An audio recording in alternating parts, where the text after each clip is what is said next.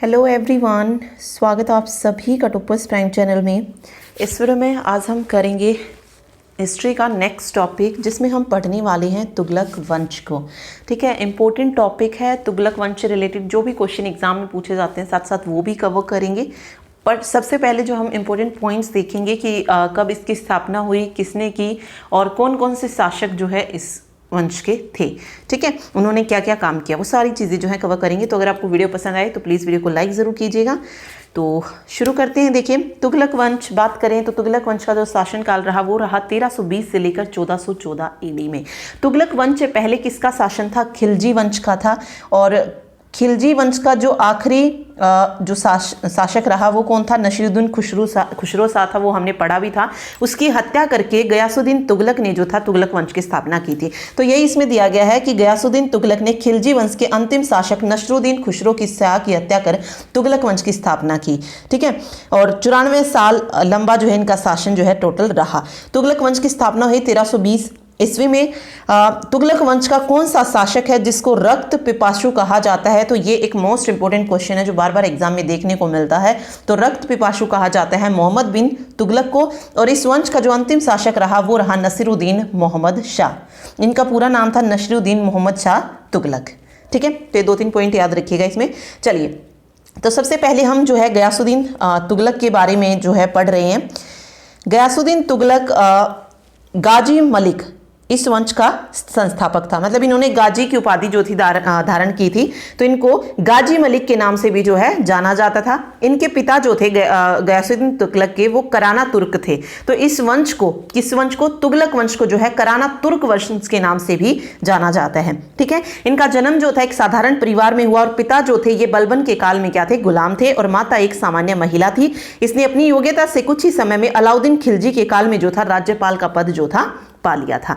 मंगोलों को पराजित करने के कारण मलिक उल गाजी के नाम से भी जो था ये प्रसिद्ध हुआ था। 1320 में एक गद्दी पर जा बैठा और दिल्ली का ऐसा प्रथम सुल्तान बना जिसने गाजी यानी कोई काफिरों का नाश करने वाली की उपाधि जो थी धारण की थी। तो यहाँ पे आपसे गाजी का डायरेक्ट मतलब पूछा जा सकता है, या गाजी की उपाधि किसने धारण की, ये 2 क्वेश्चन बनते हैं। तो गाजी का मतलब क्या होता है? जो काफिरों का नाश करने वाला होता है उसको गाजी बोलते हैं। और ये जो उपाधि थी ये धारण की थी गयासुद्दीन तुगलक ने, जो कि तुगलक वंश का संस्थापक था। ठीक है, चलिए आगे पढ़ते हैं इसके बारे में। देखिए नेक्स्ट, गयासुद्दीन ने तुगलकाबाद शहर जो था बसाया था। अगेन इंपॉर्टेंट क्वेश्चन है, तुगलकाबाद शहर किसने बसाया, आपसे पूछा जा सकता है। तो गयासुद्दीन तुगलक ने बसाया था। और तुगलक शैली इसके मकबरे से जो है शुरू हुई थी। ठीक, इसका फिर एक पुत्र हुआ जोन खां, जिसको इसने तेलंगाना विजय के लिए भेजा था, लेकिन वो इस चीज में असफल रहा। पर इसका जो दूसरा अभियान था जो कि 1322 में था वो सफल हुआ था। और ये भी तेलंगाना में ही जो इसको भेजा था। ठीक है, तो वहां पर तेलंगाना वारंगल से बदलकर उसका नाम क्या कर दिया गया? सुल्तानपुर जो था रख दिया गया। 1324 में गयासुद्दीन तुगलक ने बंगाल को जीता और वहां से लौटते वक्त उत्तरी बिहार के मिथिला को भी जो था इसने जीता था। इसके बाद इसने दूसरा अभियान 1324 में जॉर्ज नगर उड़ीसा के लिए किया और वहां पर भी इसका अधिकार जो था हो गया। गयासुद्दीन तुगलक जो था ये हिंदुओं के प्रति कठोर था और इसने हिंदुओं को धनवान नहीं होने दिया और कृषि भी जो थी नहीं छोड़ने दी। तो यहां से 2 से 3 क्वेश्चन जो है पूछे जाते हैं। गाजी की उपाधि जैसे मैंने आपको बताया, तुगलकाबाद शहर किसने बसाया, तो ये 2-3 क्वेश्चन है जो पूछे जाते हैं। और तुगलक वंश का संस्थापक कौन था? ठीक, उसके बाद देखिए गयासुद्दीन तुगलक की मृत्यु दी गई है कि गयासुद्दीन तुगलक की मृत्यु कैसे होती है। तो 1325 में जब ये बंगाल अभियान से वापस लौट रहा था तो दिल्ली में इसका जो पुत्र था जोन खां, उसने इसके स्वागत के लिए एक लकड़ी का भवन बनाया था। और जब स्वागत हो रहा था तो वहां पे हाथी आ गए और वो जो मंडप था वो गिर गया था उसके ऊपर। जिसके बाद गयासुद्दीन तुगलक जो था, या और भी थे, राजकुमार महमूद खान था, ये सब जो थे वहां पर दबकर मर गए थे। बट ऐसा माना जाता है जो इसका पुत्र था जोन खां को ही मोहम्मद बिन तुगलक के नाम से जाना जाता है, जो अगला शासक जो था तुगलक वंश का बना था। ठीक है, तो जोन खां ने राजगद्दी के लिए ऐसा किया था कि उसने जानबूझकर अपने पिता को मारा था गयासुद्दीन तुगलक को, ऐसा भी कहा जाता है। बट एक कहानी और भी है कि जो गयासुद्दीन तुगलक था ये सूफी संत थे निजामुद्दीन औलिया, उनसे बहुत चिढ़ते थे। ठीक है, और इन्होंने कहा था बंगाल से आते वक्त इसने कहा था कि निजामुद्दीन कि मेरे आने से पहले जो है वो दिल्ली से बाहर चले जाए। तो इस पर निजामुद्दीन ने कहा था कि दिल्ली अभी दूर है और दिल्ली आने से पहले ही गयासुद्दीन की मृत्यु जो थी हो गई थी। तो ये अलग अलग कहानियां हैं। गयासुद्दीन तुगलक का मकबरा अगर पूछा जाता है तो वो कहां पर है? दिल्ली में है। ठीक, जोन खां का ही नाम था मोहम्मद बिन तुगलक। ये बनता है अगला शासक। देखिए, ऐसा माना जाता है कि पिता की मृत्यु के बाद 40 दिन तक जो था इसने शोक मनाया और 40 दिन के बाद इसका राज्याभिषेक हुआ। मोहम्मद बिन तुगलक के समय ही बरनी की तारीखें, फिरोजशाही और इब्न बतूता की यात्रा कहानियों से कई जानकारी जो है मिलती है। इब्न बतूता कहाँ का यात्री था, यह क्वेश्चन आता है, तो वो मोरक्को का यात्री था और वो इनके शासनकाल में जो था आया था। ठीक है, एक और क्वेश्चन, ये क्वेश्चन भी पूछते हैं कि इब्न बतूता को चीन किसने भेजा था, तो मोहम्मद बिन तुगलक ने 1342 में जो था इब्न बतूता को चीन में भेजा था। इनकी पुस्तक का नाम कई बार पूछ लिया जाता है, तो किताब उल रिहला जो है इनकी बुक का नाम था। ठीक है, मोहम्मद बिन तुगलक यानी कि जॉन खां का जो पालन पोषण था वो एक सैनिक की तरह हुआ था। खुसरो शाह के कार्यकाल में वह घोड़े का मुख्य पदाधिकारी था। ठीक है, और गयासुद्दीन तुगलक का अधिकारी बनने के बाद इसने अलूग खां की उपाधि जो थी धारण की थी। मोहम्मद बिन तुगलक ने दोआब के कर में वृद्धि कर दी जो बरनी के अनुसार 10 से 20 गुना थी। उसने लिखा सुल्तान का खजाना खाली था जिसके लिए किया गया था, यानी कि जो कर की वृद्धि थी वो इसने बढ़ा दी थी। ठीक है, 10 से 20 गुना कर दी थी। ठीक, मोहम्मद बिन तुगलक ने राजधानी को दिल्ली से हटाकर देवगिरी बनाया था। तो ये क्वेश्चन आता है किस तुगलक शासक ने राजधानी को दिल्ली से हटाकर देवगिरी बनाया था, तो मोहम्मद बिन तुगलक ने। और देवगिरी का नाम क्या रख दिया था, दौलताबाद रख दिया था। ठीक है, बट यहाँ पे एक और चीज याद रखिएगा, कुतुबुद्दीन मुबारक खिलजी जो खिलजी वंश में था उसने देवगिरी के नाम को क्या रखा था, कुतबाबाद रखा था, और इसने देवगिरी का नाम क्या रखा था, दौलताबाद रखा था, मोहम्मद बिन तुगलक ने। ठीक, ओके, अब जो भी राजधानी से वो दिल्ली से दौलताबाद बन जाने की जो थी आज्ञा मिल गई थी, बट वहां पर किसी को ये सही नहीं लगा, तो 1335 में पुनः क्या कर दिया गया, दिल्ली को राजधानी वापस से घोषित कर दिया गया। इसके बाद टोकन करेंसी पूछा जाता है कि टोकन करेंसी यानी कि सांकेतिक मुद्रा को किसने इंट्रोड्यूस किया था। अगेन मोस्ट इंपोर्टेंट क्वेश्चन है, ये एग्जाम में आ चुका है। तो मोहम्मद बिन तुगलक थे जिसने सांकेतिक मुद्रा को जारी किया था, मींस टोकन करेंसी को जिसने इंट्रोड्यूस किया वो थे मोहम्मद बिन तुगलक। ठीक है, मोहम्मद बिन तुगलक ने सांकेतिक मुद्रा को कब लागू किया, ये क्वेश्चन आ सकता है, 1330 में लागू किया था।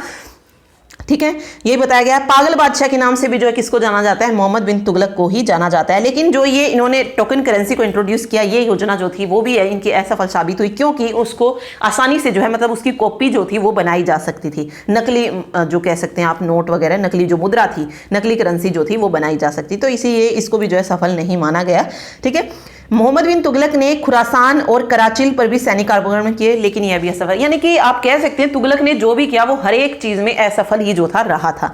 ठीक है, दिल्ली के सुल्तानों में ये एक अकेला सुल्तान था जो हिंदुओं के त्योहारों में भाग लेता था और इसके समय में सर्वाधिक विद्रोह हुए। यह संस्कृत का सबसे पढ़ा लिखा शासक था जो धार्मिक दृष्टि से भी उदार था। ठीक है, बट इसने जो जो काम किए ये हर एक काम में क्या हुआ था, असफल हुआ था। और इससे रिलेटेड एक क्वेश्चन भी आता है, तो देखेंगे क्वेश्चन भी। मोहम्मद बिन तुगलक का नाम याद रखिएगा। फिर आता है फिरोज शाह तुगलक, 1351 से लेकर 1388 तक जो है इसका शासनकाल रहा। तो मोहम्मद बिन तुगलक की मृत्यु के बाद इनका जो चचेरा भाई था ये फिरोज शाह तुगलक, मोहम्मद बिन तुगलक का चचेरा भाई था फिरोज शाह तुगलक, ये जो है सिंहासन पर बैठता है। फिरोज शाह तुगलक की जो माता थी ये एक राजपूत सरदार की पुत्री थी और इसको राजधानी से दूर अमीर और उलेमाओं ने एक मत से जो था सुल्तान घोषित किया था। फिरोज शाह तुगलक ने राजस्व एवं ग्रामीण व्यवस्था में कई सारे सुधार किए और अकाल के समय पूर्व सुल्तान से जो ऋण लिए गए थे उन्हें भी क्या कर दिया था, माफ कर दिया था। जो पद पर अधिकारी थे उनके वेतन में वृद्धि की किसने, फिरोज शाह तुगलक ने। लगान व्यवस्था को सही किया इसने सबसे पहले, और भू राजस्व की जो दर थी वो 1/3 से क्या कर दी गई, 1/5 कर दी गई। ब्राह्मणों पर जजिया कर किसने लगाया, ये एक क्वेश्चन आता है। ठीक है, देखिए समाप्त करने का क्वेश्चन भी आता है और शुरू किसने किया जजिया कर को, ये क्वेश्चन भी देखने को मिलता है। तो जजिया कर को शुरू किया था फिरोज शाह तुगलक ने, ब्राह्मणों पर लगाया था।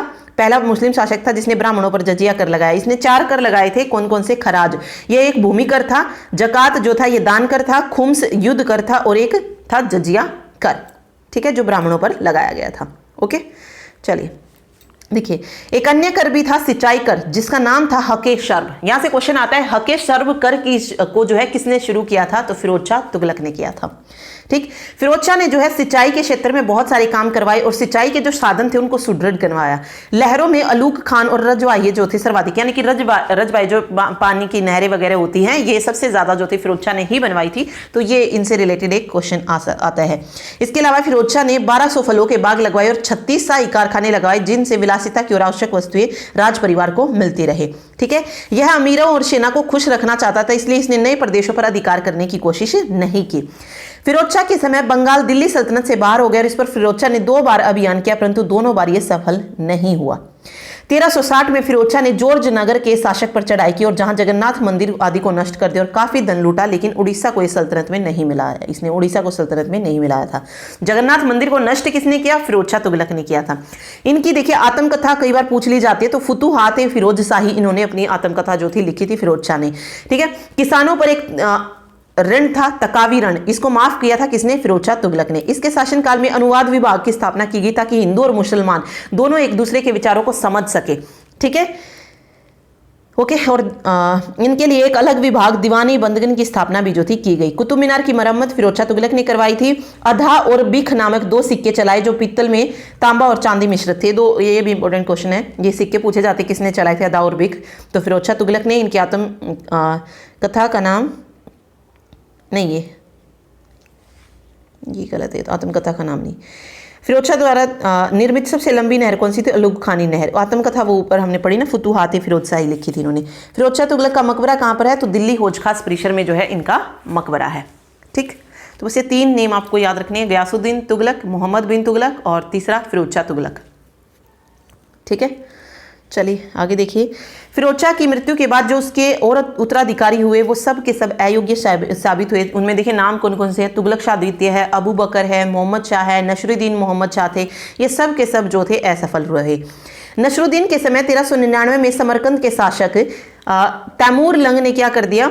दिल्ली पर आक्रमण कर दिया। नसरुद्दीन महमूद शाह जो था ये सबसे आखिर का जो है शासक हुआ है तुगलक वंश से, और इन्हीं के शासनकाल में तैमूर लंग ने जो था दिल्ली पर आक्रमण किया और दिल्ली को तहस नहस कर दिया। इसके समय सुल्तान शहर छोड़कर भाग गया और 1405 में तैमूर की मृत्यु के बाद जो था वह वापस लौटा। ठीक है, फिरोज शाह तुगलक को एल्फिंस्टन ने सुल्तान युग का जो है अकबर कहा है। तुगलक वंश के पतन का बताया गया है कि दिल्ली सल्तनत में तुगलक वंश का जो शासन रहा वो सबसे लंबा रहा, किंतु अयोग्य अधिकारियों के कारण इस वंश का जो है पतन हो गया। मोहम्मद बिन तुगलक की सारी योजनाएं लगभग असफल हुई, जिसका कारण राजस्व घट गया। उसने जनता को कठोर दंड भी दिया, जिससे कई विद्रोह हुए।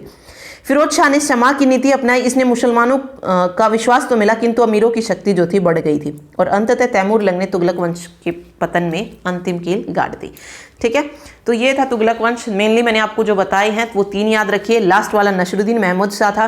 तुगलक वंश के पतन का कारण कौन बना? तैमूर लंग बना था जब उसने उस पर आक्रमण किया था।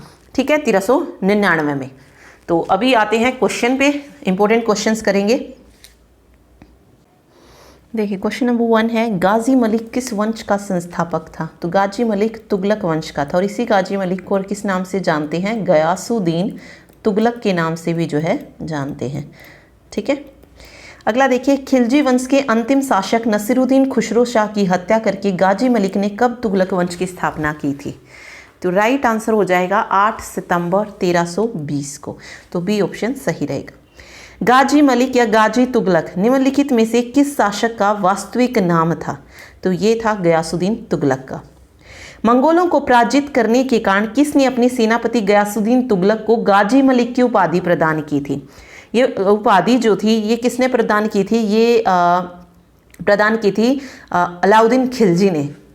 ठीक है, मंगोलों को पराजित करने के कारण। दिल्ली के सुल्तान का पद संभालने से पहले गयासुद्दीन तुगलक कहाँ का सूबेदार था?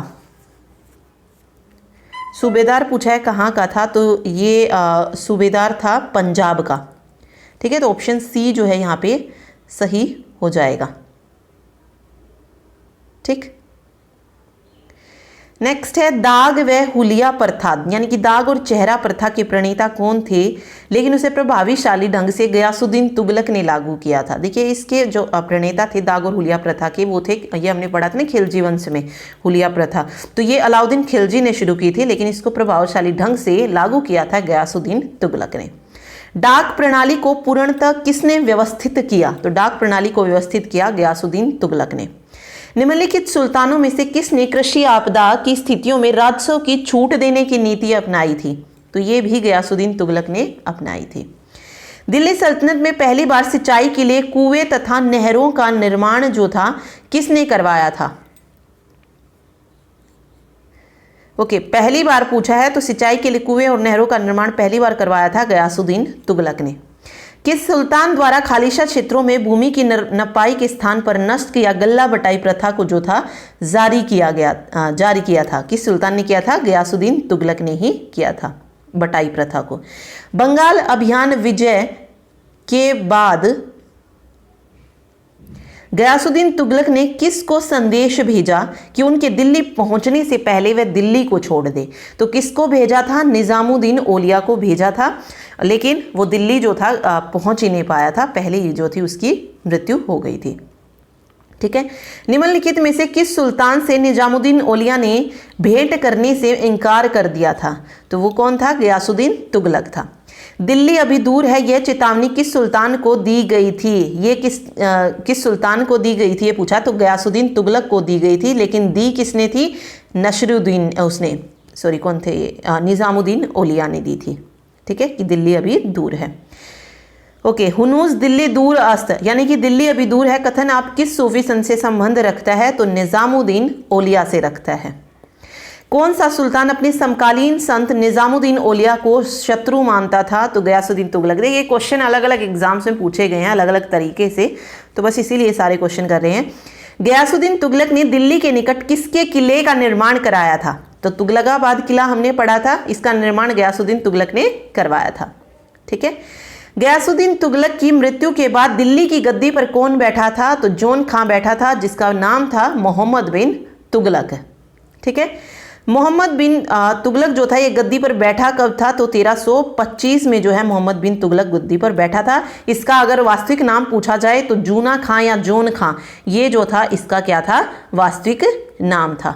ठीक है, अगला देखिए, गयासुद्दीन तुगलक ने कौन सी उपाधि प्रदान कर मोहम्मद बिन तुगलक को अपना युवराज घोषित किया था?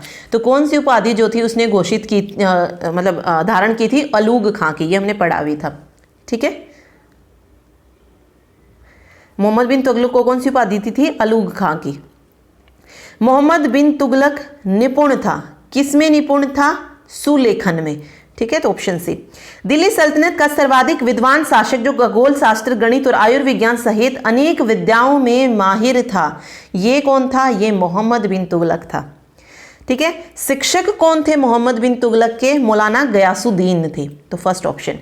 मनियारों का राजकुमार किसको कहते हैं? मनियारों का राजकुमार किसे कहा जाता है? मोहम्मद बिन तुगलक को। साम्राज्य कितने प्रांतों में बटा था इसके शासनकाल में? तो 23 प्रांतों में बटा था। राजधानी दिल्ली से दौलताबाद के लिए स्थानांतरित की थी। देखिए, मोहम्मद बिन तुगलक ने अपनी राजधानी कहाँ से कहाँ पर बदली थी? दिल्ली से देवगिरी बदली थी। ठीक है, और देवगिरी का नाम बदलकर उसने क्या रखा था? दौलताबाद रखा था। तो किस सम्राट ने अपनी राजधानी दिल्ली से दौलताबाद के लिए स्थानांतरित की थी? तो राइट आंसर हो जाएगा यहाँ पे मोहम्मद बिन तुगलक। ठीक है, तो ये दौलताबाद किसको कहा था? देवगिरी। दिल्ली से देवगिरी भी पूछा जा सकता है, क्योंकि देवगिरी का ही नाम बदलकर मोहम्मद बिन तुगलक ने क्या रख दिया था? दौलताबाद। मोहम्मद बिन तुगलक ने अपनी राजधानी दिल्ली से दौलताबाद कब स्थानांतरित की? ये क्वेश्चन मैंने बताया भी था, 1330 ईस्वी में। ठीक है, मोहम्मद बिन तुगलक ने पुनः अपनी राजधानी दौलताबाद से दिल्ली कब स्थानांतरित की? पुनः पूछा है, तो 1335 में। मोहम्मद बिन तुगलक ने दिल्ली से अपनी राजधानी किस स्थान पर बदली थी? तो दौलताबाद में बदली थी। तुगलकी राजवंश के किस सुल्तान ने चांदी के सिक्कों के स्थान पर तांबे के सिक्के जो थे चलाए थे? ये पूछा गया है। तो किसने चलाए थे चांदी के स्थान पर तांबों के सिक्के? मोहम्मद बिन तुगलक ने। मोहम्मद बिन तुगलक ने किस देश का उदाहरण लेकर तांबे और पीतल के सिक्कों का प्रयोग कर टोकन मुद्रा जो थी बनाई थी? जो टोकन करेंसी हमने पढ़ा था, तो चीन से होकर। भारत में चमड़े की प्रतीक मुद्रा किसने आरंभ की थी? तो चमड़े की प्रतीक मुद्रा आरंभ की थी मोहम्मद बिन तुगलक ने ही। 1329 और 1330 के बीच किसने तांबे के सिक्कों के रूप में प्रमाण स्वरूप जो थी मुद्रा प्रचलित की थी? तो ये मोहम्मद बिन तुगलक ने। भारत में सर्वप्रथम टोकन करेंसी का प्रचलन किया था? मोहम्मद बिन तुगलक ने। अगला है, मोहम्मद बिन तुगलक ने किस योजना के तहत सांकेतिक मुद्रा टोकन करेंसी का जो था प्रचलन करवाया था? तो तीसरी योजना के तहत। मोहम्मद बिन तुगलक ने दीवाने कोही नामक एक नए विभाग का सृजन किया था। इसका मुख्य कार्य पूछा गया है कि इसका मुख्य कार्य क्या था? तो इसका मुख्य कार्य था प्रतिभूमि को कृषि योग्य बनाना, दीवाने को ही। ठीक। दिल्ली के किस सुल्तान ने पृथक कृषि विभाग की स्थापना की एवं फसल चक्र की योजना जो थी बनाई थी? तो ये भी मोहम्मद बिन तुगलक ने किया था। निम्नलिखित सुल्तानों में से किसने कृषि के विकास के लिए निर्धन किसानों को तकाबी बांटी, जिसे सौंधर कहते हैं? तकाबी किसने बांटी थी, ये पूछा है। तो राइट आंसर हो जाएगा मोहम्मद बिन तुगलक ने। अमीर सादों की नियुक्ति करने वाला पहला कौन था सुल्तान? मोहम्मद बिन तुगलक था। मोहम्मद बिन तुगलक ने अपने चचेरे भाई फिरोज तुगलक को कौन से पद पर जो था नियुक्त किया था? तो कौन सा पद दिया था? नायाब बर्बक का पद जो था फिरोज शाह तुगलक को दिया था। रतन नाम के हिंदू को किसके शासनकाल में राजस्व अधिकारी के रूप में नियुक्त किया गया था? तो ये मोहम्मद बिन तुगलक के शासनकाल में किया गया था। ठीक है। किस सुल्तान के शासनकाल में दिल्ली सल्तनत का क्षेत्र सर्वाधिक विस्तृत पूछा है? किसके उसमें था? तो मोहम्मद बिन तुगलक सर्वाधिक विस्तृत पूछा गया है यहाँ पे। तो ये किसके टाइम में था? राइट आंसर जो हो जाएगा यहाँ पे वो रहेगा मोहम्मद तुगलक के शासनकाल में। दिल्ली के किस सुल्तान ने प्रथमतः खलीफा के नाम पर खुतबा नहीं पढ़ा था? तो ये भी मोहम्मद बिन तुगलक ही था।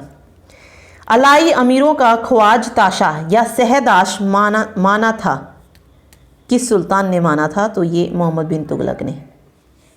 ठीक है। किसने कहा था मेरा साम्राज्य रुग्ण हो गया और यह किसी उपचार से ठीक नहीं होता? वैद्य सिर दर्द ठीक करता और तदुपरांत बुखार हो जाता है, वह बुखार ठीक करने की कोशिश करता है तो कुछ और हो जाता है। तो ये किसने कहा था? ये भी मोहम्मद बिन तुगलक ने ही कहा था। किस कारण से मोहम्मद बिन तुगलक एक असफल व्यक्ति माना गया था? नहीं, क्यों माना गया था? क्योंकि वो एक व्यवहारिक राजनेता नहीं था। जैसे हमने पढ़ा भी था ना कि मोहम्मद बिन तुगलक ने जो जो योजनाएं बनाई वो सारी की सारी असफल रही, चाहे वो उसको क्या कहते हैं राजधानी को स्थानांतरित करना हो या इसके अलावा और भी उसने जो जो चीज़ें की वो सब चीज़ों में असफल रहा था। ठीक है। तो उसका रीज़न क्या था कि वह व्यवहारिक राजनेता नहीं था। ठीक है। नेक्स्ट देखिए, नेक्स्ट क्वेश्चन है इतिहासकार बंदायूनी ने किसकी मृत्यु पर कहा था कि सुल्तान को अपने प्रजा से और प्रजा को सुल्तान से मुक्ति मिल गई है? तो ये इतिहासकार बंदायूनी ने मोहम्मद बिन तुगलक जब मरा था तो उसके लिए कहा था। ठीक है। फिरोज शाह तुगलक का कब शाही शिविर में राज्याभिषेक हुआ था? तो 22 मई 1351 में जो है फिरोज शाह तुगलक, जो कि मोहम्मद बिन तुगलक का क्या था, चचेरा भाई था, वो गद्दी पर बैठा था। फिरोज शाह तुगलक द्वारा स्थापित दार उल साफा क्या था? दार उल साफा ये क्या था? एक खैराती हॉस्पिटल था जो फिरोज शाह तुगलक ने स्थापित करवाया था। फिरोज शाह तुगलक ने अनाथ स्त्रियों, विधवाओं एवं लड़कियों की सहायता के लिए किस विभाग की स्थापना की थी? तो ये था दीवाने खैरात। ठीक है। दिल्ली का जो सुल्तान भारत में नहरों के सबसे बड़े जाल का निर्माण कराने के लिए प्रसिद्ध था वह था, तो कौन था? फिरोज शाह तुगलक। ठीक है। निम्नलिखित में से किस शासक ने सिंचाई तथा लोक निर्माण कार्य पर पर्याप्त ध्यान जो था दिया था? तो फिरोज शाह तुगलक ने ही दिया था। तो राइट आंसर फिरोज तुगलक। सर्वप्रथम लोक निर्माण विभाग की स्थापना किसने की थी? तो लोक निर्माण विभाग की स्थापना भी फिरोज शाह तुगलक ने ही की थी। सल्तनत काल के किस सुल्तान ने सर्वप्रथम सिंचाई कर लेना आरंभ किया था? सिंचाई कर की बात हो रही है, ये भी फिरोज शाह तुगलक ने किया था शुरू। हक्के शर्ब अथवा सिंचाई कर लगाने वाला दिल्ली का पहला सुल्तान कौन था? फिरोज शाह तुगलक था। कौन फिरोज तुगलक द्वारा स्थापित नहीं है? तो दीवाने खैरात भी है, अभी हमने ऊपर पढ़ा था। ठीक है। दीवाने बंदगान, दारुल सफा, ये तीनों स्थापित किए थे। दीवाने मुस्तक राज नहीं था, तो बी ऑप्शन सही हो जाएगा। दिल्ली का सुल्तान जो दान दक्षिणा के बारे में काफ़ी ध्यान रखता था और इसके लिए एक विभाग दीवाने खैरात भी इन्होंने स्थापित किया था, तो कौन था? फिरोज शाह तुगलक था वो। राज्य के खर्च पर हज की व्यवस्था करने वाला पहला भारतीय शासक कौन था? तो फिरोज शाह तुगलक। ब्राह्मणों पर भी जजिया लगाने वाला दिल्ली का सुल्तान कौन था? फिरोज शाह तुगलक था। दिल्ली के किस सुल्तान ने इस उद्देश्य से एक अनुवाद विभाग की स्थापना की जिससे दोनों संप्रदाय के लोगों में एक दूसरे के विचारों की समझ बेहतर हो चुकी है? तो ये हमने पढ़ा था, फिरोज शाह तुगलक ने शुरू किया था अनुवाद विभाग। टोपरा तथा मेरठ से 2 अशोक स्तंभ दिल्ली कौन लेकर आया था? तो फिरोज शाह तुगलक लाया था। ये बहुत बार ये क्वेश्चन आ चुका है, टोपरा का स्तंभ वाला, तो फिरोज शाह तुगलक। निम्नलिखित सुल्तानों में से किसने अशोक के विशाल पत्थर स्तंभ को सोने का स्तंभ जो था कहा था? तो फिरोज शाह तुगलक ने कहा था। निम्नलिखित सुल्तानों में से किसने शिक्षा में व्यावसायिक पाठ्यक्रम को लागू किया? फिरोज शाह तुगलक ने। निम्न सुल्तानों में से किसे खलीफा से सैयद उस सलातीन की पदवी जो थी प्राप्त हुई थी? तो ये पदवी प्राप्त हुई थी फिरोज शाह तुगलक को। जिसने अपना संस्मरण लिखा, आत्मकथा जिसने लिखी थी, कौन था? फिरोज शाह तुगलक था। वह शासक था जिसने एक सैनिक निरीक्षक लिपिक को घूस देने के लिए एक सोने का एक सिक्का दिया था। किसने दिया था सोने का सिक्का? ये भी फिरोज शाह तुगलक ने दिया था, फिरोज तुगलक। किस सल्तनत के शासक ने प्रशासन में स्वयं घूसखोरी को प्रोत्साहित किया था? फिरोज तुगलक के शासनकाल में। फिरोज शाह तुगलक ने उपज का 1/10 भू राजस्व के रूप में वसूल किया था। किस भूमि से? उसरी भूमि से, सी ऑप्शन। फिरोज तुगलक ने क्या अपनाया था? जागीर प्रथा को पुनर्स्थापित किया था। हिंदुओं के प्रति उदार नीति नहीं अपनाई थी इसने। ठीक है। निम्नलिखित में से किस सुल्तान ने फलों की गुणवत्ता सुधारने के लिए उपाय किए थे? तो ये हमने पढ़ा था ना, बाग लगवाई थी इसने, तो फिरोज तुगलक ने। किस सुल्तान के दरबार में सबसे अधिक गुलाम थे? तो इसी के दरबार में थे, फिरोज शाह तुगलक के। दासों के देखभाल हेतु फिरोज शाह तुगलक ने किस विभाग की स्थापना थी जो की थी? तो दीवाने बंदगान की। ठीक है। मध्यकालीन भारतीय राजाओं के संदर्भ में कौन सा कथन सही है? बलबन ने अपनी सेना के घोड़ों को दागने की पद्धति शुरू की। बिल्कुल, घोड़ों को दागने की पद्धति बलबन ने शुरू की थी, ये पॉइंट बिल्कुल सही है। अलाउद्दीन खिलजी ने पहले एक अलग आरिज विभाग स्थापित किया, ये भी सही है। मोहम्मद बिन तुगलक के बाद दिल्ली की गद्दी पर उसके चाचा बैठे। ठीक है। फिरोज शाह तुगलक ने गुलामों का एक अलग विभाग जो था स्थापित किया। ओके, ये नहीं, ये सारे पॉइंट्स गलत हैं। इसने पूछा कौन सा कथन सही है, तो ये सही हो जाएगा। एक अलग विभाग जो था उसने स्थापित किया था। दिल्ली की गद्दी पर इसका चचेरा भाई बैठा था। ठीक है। और अलाउद्दीन खिलजी ने भी ना दागने की पद्धति बलबन ने शुरू की थी, सॉरी। ठीक है, तो ये तीनों गलत हो जाएंगे। कुतुब मीनार को जैसे हम आज उसे देखते हैं अंततः पुनर्निर्माण किसके द्वारा किया गया था? फिरोज शाह तुगलक के द्वारा। निम्न में से किसे सुल्तान ने कुतुब मीनार की 5वीं मंजिल का निर्माण करवाया? तो फिरोज शाह तुगलक ने। किस राजवंश के सुल्तानों ने सामान्य खलीफा के नायब के रूप में अपना नाम सिक्कों पर अंकित करवाया था? तो ये किसने करवाया था? तुगलक वंश के शासकों ने। किस तुगलक सुल्तान ने स्वयं को खलीफा का लेफ्टिनेंट घोषित किया था? तो फिरोज शाह तुगलक ने किया था। निम्नलिखित कृतियां जियाउद्दीन बर्नी के द्वारा लिखी गई हैं। जियाउद्दीन बर्नी ने इनमें से पूछा गया क्या क्या लिखा है? तो तारीख फिरोज शाही और फतवा जहांदारी, ये जियाउद्दीन बर्नी ने लिखी हैं। किस पुस्तक में आदर्श मुसलमान शासक के गुणों का उल्लेख जो है किया गया है? तो फतवा जहांदारी में। ठीक है। सुल्तान फिरोज तुगलक के खुतबे में सभी पूर्ववर्ती सुल्तानों के नाम सम्मिलित हैं। निम्नलिखित में से कौन सा एकमात्र अपवाद था? तो राइट आंसर हो जाएगा इसमें कुतुबुद्दीन ऐबक। ठीक है। फिरोजाबाद, हिसार, फतेहाबाद, जौनपुर और फिरोजपुर नामक नगर की स्थापना किसने की थी? फिरोज शाह तुगलक ने की थी। याद रखिए, फिरोजाबाद, हिसार, फतेहाबाद, जौनपुर और फिरोजपुर। जौनपुर शहर की स्थापना किसने की? तो फिरोज शाह तुगलक ने की। किस शहर को सिराजे हिंद के नाम से जो है जाना जाता है? तो सिराजे हिंद के नाम से जानते हैं जौनपुर को। ठीक है। भू राजस्व की वसूली हेतु भूमि को ठेके पर देने की प्रथा किसने शुरू की थी? फिरोज शाह तुगलक ने। दिल्ली सल्तनत के किस सुल्तान की उत्पत्ति हिंदू माँ से हुई है? तो फिरोज शाह तुगलक थे, जिनकी माँ हिंदू थे। मृत्यु पूछा है कब हुई थी? तो 1388 में हुई थी फिरोज शाह तुगलक की मृत्यु। 1388 में फिरोज शाह तुगलक की मृत्यु के बाद दिल्ली सल्तनत का अगला सुल्तान कौन था? तो गयासुद्दीन तुगलक शाह द्वितीय था। ठीक। दिल्ली साम्राज्य के तुगलक वंश का अंतिम शासक कौन था? तो नसीरुद्दीन महमूद जो था ये अंतिम शासक था। ठीक है। चलिए अगला देखिए। किस राजवंश के अंतर्गत विजारत का सर्वाधिक विकास हुआ? विजारत का सर्वाधिक विकास हुआ था तुगलक वंश में। किस वंश के सुल्तानों ने सबसे अधिक समय तक शासन किया था? तो तुगलक वंश 94 साल तक जो था शासन किया था। ठीक है। तो ये थे तुगलक वंश से पूछे गए इंपॉर्टेंट क्वेश्चन जो कि आप देख सकते हैं। UPPCS, BSc, MPPSC, UPPSC, IAS, मतलब जो इंपॉर्टेंट क्वेश्चन बनते थे जहाँ पूछे गए हैं जो इस टॉपिक से, वो सारे जो हमने इसमें कवर किए हैं। ठीक। तो मिलते हैं नेक्स्ट वीडियो में। Thank you so much.